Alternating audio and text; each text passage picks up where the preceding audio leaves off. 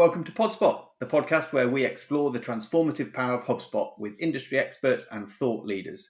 I'm John Pittham, founder of HubSpot consultancy Karman Digital, and today I'm joined by our head of HubSpot services, Ryan Clark. Delighted for you to join us, Ryan. Good to be here. Excellent.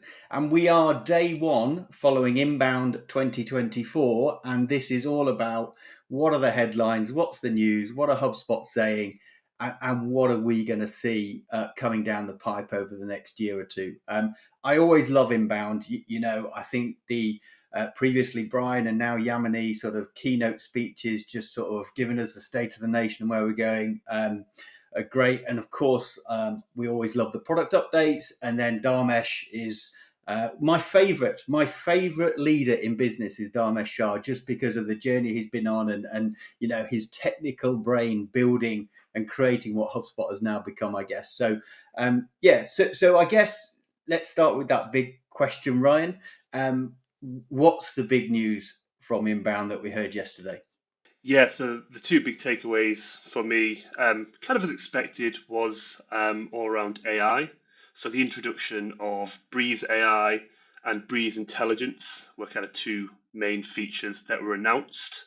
I think the progression into this AI space for HubSpot is huge. I think these two new features are going to play a big role for businesses, especially from a sales and marketing perspective. I think we're moving away from AI being this nice to have feature and moving towards it being a necessary part of sales and marketing and service teams. I really like the idea of AI being seen as part of the team.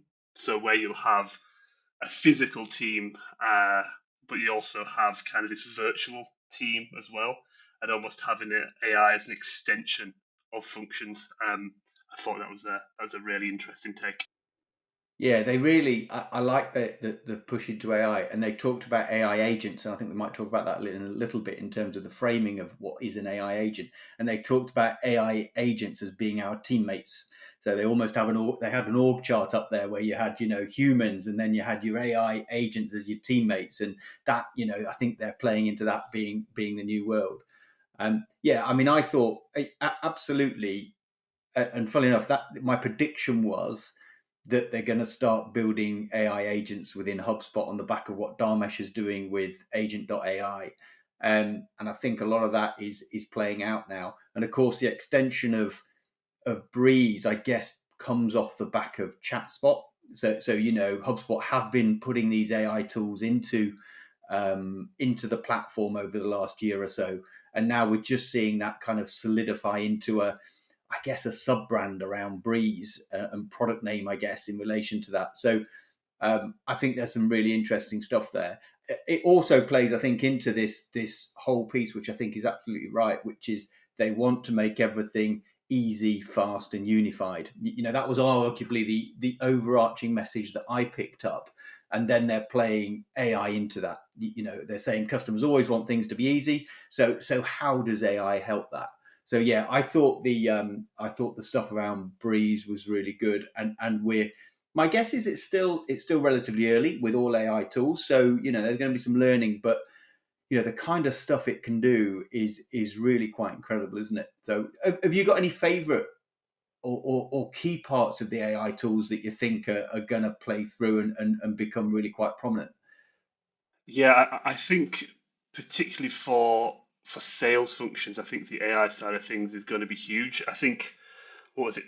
What was the figure? Was it 20% of sales team time is spent actually selling, which I think is an incredible stat. I think sales teams have been able to lean into AI to be able to research prospects, being able to take the heavy lifting kind of away from sales teams in terms of the admin side of things. So the note taking, scheduling meetings, following up emails, I think is really going to be a game changer for sales teams, so they can spend more time, selling rather than doing the admin side of things.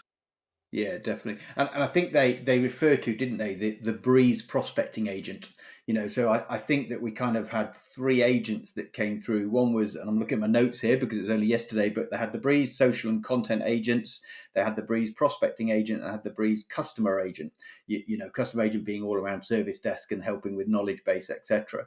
But prospecting agent, you know, for salespeople operating out of the CRM, just it automatically presenting the task for them to complete with arguably much richer data, because that then feeds into Breeze Intelligence, which is this data enrichment and buyer intention solution, pulling, as they put it, pulling data from a database of over 200 million profiles to enhance company and contact information.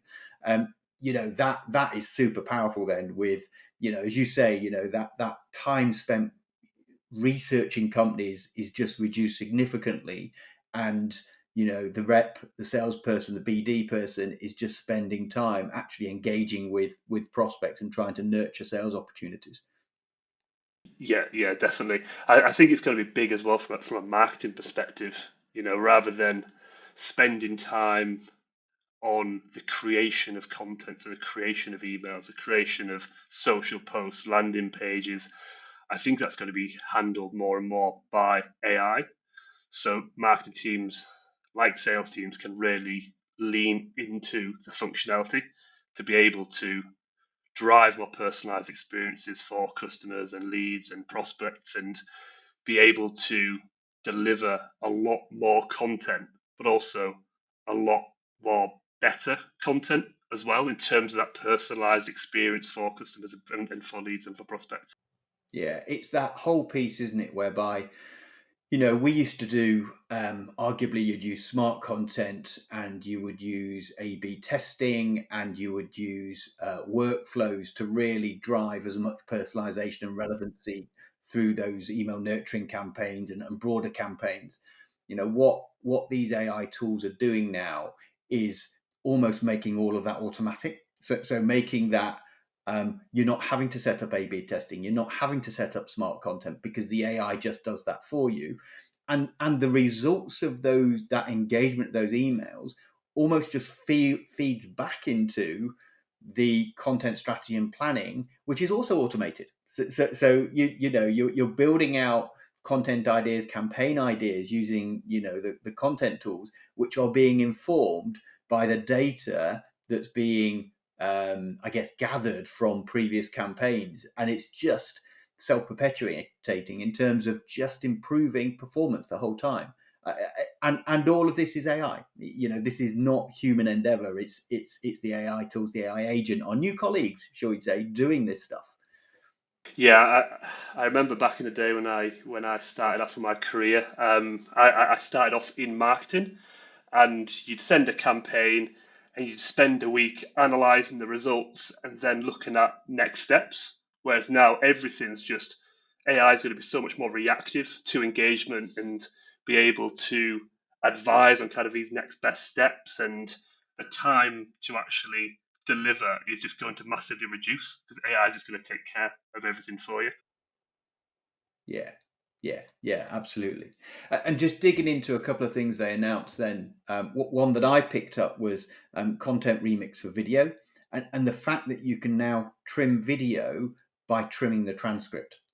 So that's absolutely saving time and effort, because actually you can just trim that transcript and that will automatically edit your video. Now, I haven't tried that yet, but it was announced yesterday, so it sounds fantastic. And it's all these little tools now that are making life easier for marketeers. And there's similar tools now coming out for the Service Hub and also obviously the sales stuff that we've talked about. So this content remix for video, content remix anyway, they did say, and we've been using it for a while, is their the highest number of users in terms of their AI tools is around content remix. So, which is a hugely powerful tool. Yeah. Was there any other specific announcements in terms of functionality? I know that there's been a fire hose of functionality coming down HubSpot's pipe for the last 6 months, year, but is there anything specifically, Ryan, from your perspective that you'd pick up on? Well, so the AI agents thing was a big new feature. I think the intelligence side of things is big from a data enrichment perspective. I think all companies want better data to be able to segment their customers, to be able to offer more personalized experience. I think being able to have that within the HubSpot interface is going to be huge. Being able to enrich customer data at a click of a button, and I can't remember the figure. It was like 200 sources, something like that, 200 different data points. I can't remember the actual 200 million different profiles. Yeah, yeah, yeah, 200 million. So yeah, I think being able to kind of lean into that from an enrichment perspective is going to be huge. And going back to kind of the sales side of things, being able to gather that information on prospects before making that call is going to be huge. yeah. The one I'll also pick up on, which might have been missed by some, I'm not sure, but our devs will be pleased that I picked up on it, was the idea of CRM functionality, and they're introducing app cards. So I am reading here what app cards are, but we've been using CRM cards quite a lot recently, customizing them, etc., pulling data in. We find them super useful in the UI for presenting specific data to users to help them do their job. CRM cards are really powerful for that. But what I'm reading here is introducing app cards, flexibly surface that give you a custom way to display, sync, and action data between HubSpot and your third-party tools. App cards replace classic CRM cards with richer app experience without losing HubSpot. So this idea that the CRM card, which arguably sits mostly in the middle of the UI, can present data that sits on a third-party app, and we can customize that to show whatever data we want. So if you've got a third-party platform holding customer data that might not be easy or you've got users jumping across different systems, different platforms, we can pull that data into HubSpot and present that data within HubSpot within these app cards. Thinking about if the company uses an app itself, to sell its products, particularly in financial services, that's incredibly common. To present that data inside the UI, I think is going to be a real opportunity for us and a real opportunity for companies. Yeah, definitely. Yeah, the amount of apps that some of our clients use and the different tools that our clients use, I think centralizing everything within one place is going to be a bit of a game changer.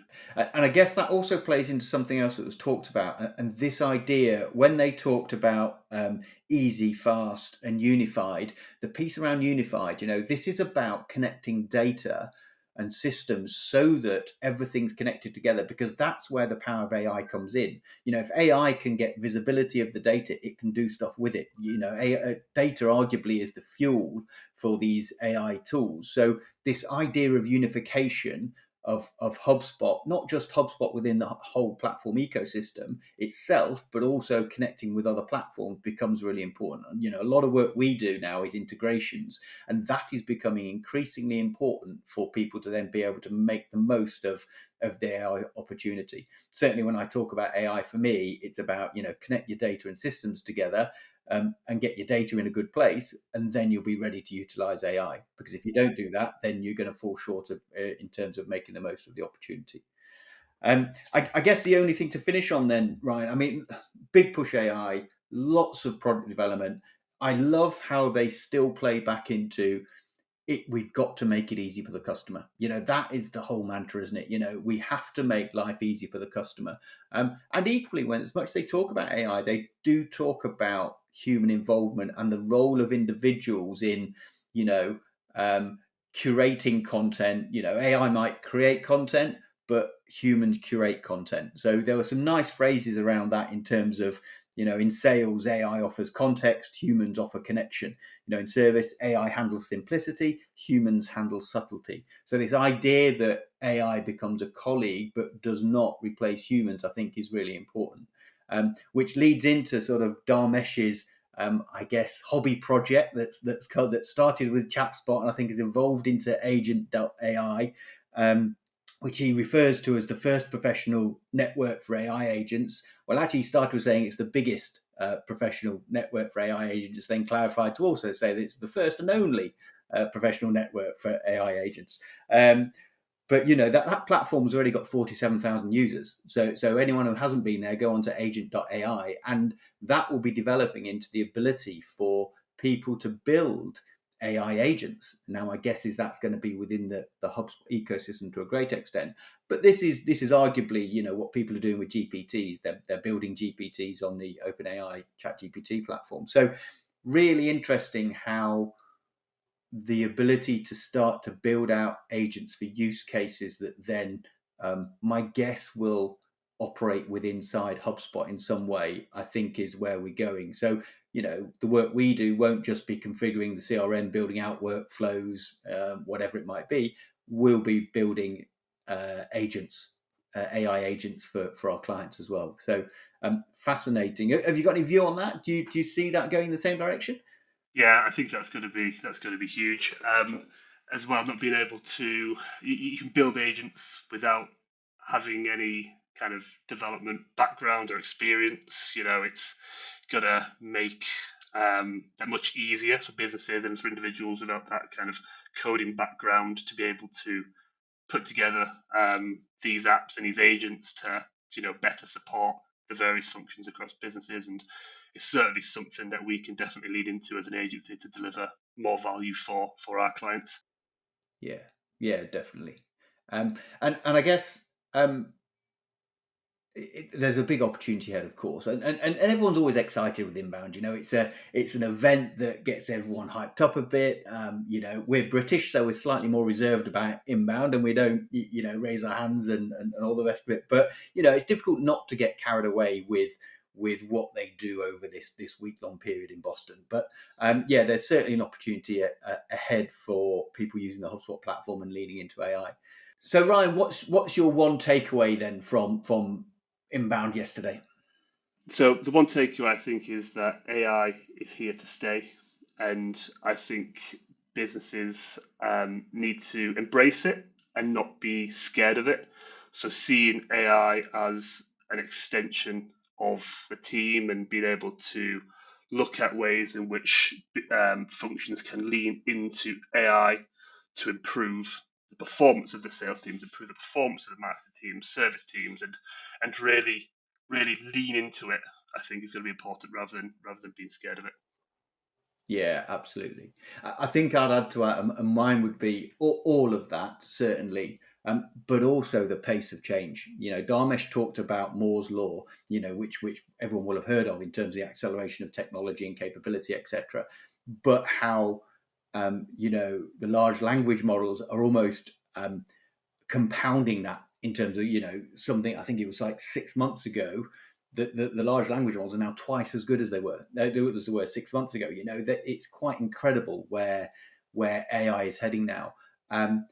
And we all have to lean into it. Having said that, we do a lot of work in professional services, regulatory environments, financial services, etc. There is still, caution. We need to be careful. There's still learning to be done, and security and governance of AI becomes super important. So as much as we get carried away with it, and as much as we say lean into it, and we absolutely think that, we just need to do it in the right way within our organisation. So yeah. It'll be interesting to listen to the other sessions over the next couple of days. Today, tomorrow, we're a few hours ahead of Boston here in the UK. But yeah, really exciting times at the moment. So Ryan, thanks ever so much for your time, and we'll catch up soon. Thanks for having me. Okay, so that's a wrap for today's episode of PodSpot. Join us next time as we delve into more topics surrounding all things HubSpot. Remember to subscribe for more episodes, drop us a line with any ideas you may have for future content, and do leave us a review if you enjoyed today's session. Thanks.